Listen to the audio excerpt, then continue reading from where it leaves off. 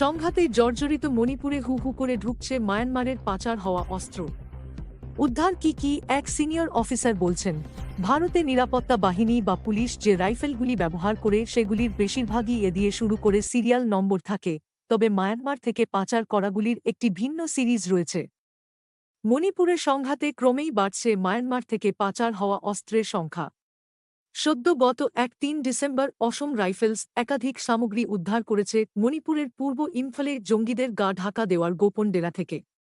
সেখানে স্টার লিঙ্কের অ্যান্টেনা আর রাউটারও উদ্ধার হয়েছে। সন্দেহ করা হচ্ছে এই সমস্ত জিনিসপত্র মায়ানমার থেকে পাচার হয়ে মণিপুরে ঢুকছে। উল্লেখ্য, সাধারণত মায়ানমারের সেনা MA-4 অ্যাসল্ট রাইফেল ব্যবহার করে থাকে। সেই MA-4 অ্যাসল্ট রাইফেল সদ্য মণিপুর থেকে উদ্ধার হয়েছে। জানা যাচ্ছে সেই রাইফেল মায়ানমারে তৈরি হয়। সেনার তরফে অফিসিয়ালরা বলছেন, গত ৫ থেকে ৬ মাস ধরে তাঁরা মায়ানমারে তৈরি এমন বহু অস্ত্র মণিপুর থেকে উদ্ধার করে চলেছেন। কখনো তা জঙ্গিদের কাছ থেকে উদ্ধার হচ্ছে, আবার কখনো তা জঙ্গিদের গা ঢাকা দেওয়ার ডেরা থেকে বেরিয়ে আসছে। তবে অস্ত্রের বেশিরভাগেরই ধরন দেখে তা মায়ানমার থেকে পাচার হওয়া অস্ত্র বলে মনে করা হচ্ছে। শুধু যে অস্ত্র তা নয়, মায়ানমার সেনার পোশাক এমনকি বুলেট প্রুফ ভেস্টও মণিপুরের বুক থেকে উদ্ধার হচ্ছে। শুধু গত সপ্তাহেই মণিপুরের বুকে এমন ৭টি পিস্তল উদ্ধার হয়েছে, যেখানে মেড ই বার্মা বা বার্মায় উৎপন্ন কথাটি লেখা রয়েছে। উদ্ধার হয়েছে মায়ানমারে তৈরি সেদেশের সেনার MA-4 রাইফেল ও AK-47 রাইফেল রয়েছে।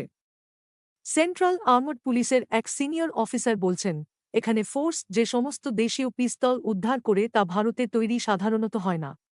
একজন সাধারণ নাগরিক এটিকে আলাদা করতে চিনে নিতে সক্ষম নাও হতে পারেন, কিন্তু যেহেতু আমরা মায়ানমারের তৈরি জিনিসগুলি পুনরুদ্ধার করতে অভ্যস্ত, তাই আমরা পার্থক্য করতে পারি। তিনি বলছেন, মায়ানমারের দেশীয় পিস্তলগুলির গ্রিপ বা ধরার জায়গা আলাদা হয়। অনেক পিস্তলে লেখাও থাকছে মেড ইন বার্মা। ফলে সেনার অফিসারদের সেগুলি চিনে নিতে বেগ পেতে হচ্ছে না। উল্লেখ্য, কিছুদিন আগেই মণিপুরের চান্ডেলে স্টারলিংকের অ্যান্টেনা আর রাউটার উদ্ধার হয়েছে। একটি কর্ডন অ্যান্ড সার্চ অপারেশনে উদ্ধার হয়েছে এগুলি। সেখানে AK-47 রাইফেলও উদ্ধার হয়েছে। এক সিনিয়র অফিসার বলছেন, যদিও অস্ত্রাগার থেকে AK-47 রাইফেল লুট করা হয়েছিল এবং তার অনেকগুলি উদ্ধার করা হয়েছে, আমাদের বাহিনী মায়ানমারের রাইফেলগুলি উদ্ধার করছে। দুই ধরনের রাইফেলের পার্থক্য নিয়ে তিনি বলছেন, আমরা রাইফেলের সিরিজের উপর ভিত্তি করে মায়ানমার তৈরি অস্ত্রকে আলাদা করতে পারি। ভারতে নিরাপত্তা বাহিনী বা পুলিশ যেগুলি ব্যবহার করে সেগুলির বেশিরভাগই দিয়ে শুরু করে সিরিয়াল নম্বর থাকে, তবে মায়ানমার থেকে পাচার করাগুলির একটি ভিন্ন সিরিজ রয়েছে। গত ১-৯ মাসে মণিপুরে জাতিগত সংঘর্ষ শুরু হওয়ার পর থেকে বাহিনী শত শত বুলেট প্রুফ ভেস্ট এবং সামরিক পোশাক উদ্ধার করেছে। বলা হচ্ছে, দুই গোষ্ঠী মণিপুরে সাধারণ মানুষের নজর এড়াতে সীমান্তের ওপার থেকে প্রচুর পরিমাণে এই ইউনিফর্ম সেনা পেয়েছে। সেনার সদস্যরা বলছেন, এমনকি উদ্ধার হয়েছে সেনা বুটও।